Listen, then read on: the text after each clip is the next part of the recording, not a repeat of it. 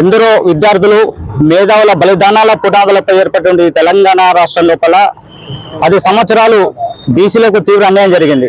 మరి ఆ క్రమం లోపల కాంగ్రెస్ పార్టీ అధికారం కనుక వచ్చినట్టయితే బీసీలకు 42% రిజర్వేషన్ ఇస్తామని చెప్పేసి మా ప్రియతమ నేత రాహుల్ గాంధీ గారు ప్రకటించడం జరిగింది. అదే క్రమం లోపల ఇవాళ దేశంలో ఎక్కడా లేని విధంగా తెలంగాణ రాష్ట్రంలో కులగణన ప్రక్రియను ప్రారంభించి విజయవంతంగా ప్రారంభించి ఇవాళ అసెంబ్లీ సాక్షిగా మరి అందరి యొక్క సపోర్టు తోటి ఇవాళ బీసీ బిల్లును పాస్ చేయడం అనేటువంటిది ఒక చారిత్రాత్మకమైన విషయం.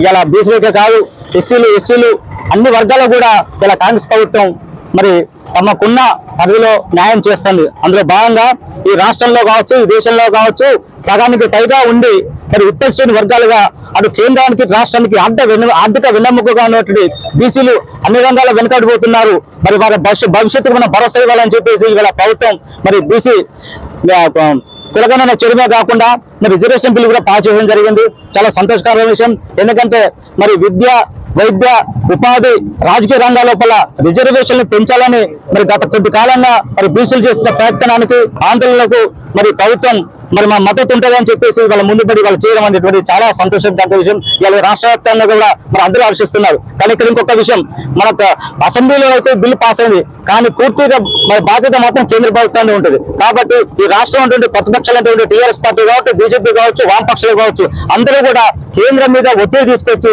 ఈ బిల్లు పార్లమెంట్ లో పాస్ చేసేటప్పుడే మరి పరిపూర్ణత ఉంటుంది. కాబట్టి ఆ దిశగా కాంగ్రెస్ పార్టీ ఏం చేయాలనుకున్నదో వాళ్ళకి ఏదైతే ఏ విధమైన హామీ ఇచ్చిందో దాన్ని నిలబెట్టుకునేది. మరి ఇప్పుడు నిలబెట్టుకోవాల్సిన బాధ్యత మిగతా పక్షాలు కాబట్టి అందరి పక్షాలు కలిసి ఢిల్లీకి పోయి మరి బిల్లును పాస్ చేసినట్టయితే తమిళనాడు తరహా లోపల మరి ఇక్కడ మరి రిజర్వేషన్లు సాకారమవుతుంది. మరి అన్ని వర్గాల ప్రజలు ముఖ్యంగా ఈ యొక్క బీసీ ప్రజలు అనేటువంటి వాళ్ళు ఒక ఓటు బ్యాంక్ చలమైనటువంటి కాలం లోపల మరి గత 10 సంవత్సరాలు కూడా మరి ఒక కనీసము లోన్లు రాక మరి ఉపాధి లేక ఎంతో మంది ఆత్మహత్య చేసుకునే సందర్భాలు ఉన్నాయి. అవన్నీ మరి వాటన్నిటికీ తలగంతూ ఇలా కాంగ్రెస్ పార్టీ తీసుకున్న నిర్ణయం చాలా మంచి నిర్ణయం, చక్కటి నిర్ణయం. దాన్ని మేము ఆశిస్తూ ఇలా మహబూబాద్ జిల్లా కేంద్రం లోపల కాంగ్రెస్ అందరూ కూడా కలిసి అంటే ఒక బీసీలే కాదు ఎస్సీ ఎస్టీ బీసీ మైనార్టీ వర్గాల ప్రజలు అందరూ కూడా ఇలా సంబరాలు చేసుకుంటారు. ఆ సంబరాల్లో భాగంగా ఇవాళ మరి ఇక్కడ బాంబులు కాల్చి మరి స్థానిక ఎమ్మెల్యే గారు మురళీనాయక్ గారికి కావచ్చు, అదేవిధంగా బలరాం నాయక్ ఎంపీ గారికి, అదేవిధంగా రేవంత్ రెడ్డి గారికి మేము కృతజ్ఞతలు చెప్తున్నాం. మా జిల్లా అధ్యక్షుడు మరి భరచంద్ర గారికి కూడా మీరు కృతజ్ఞతలు తెలుపుకుంటున్నాం. Thank you.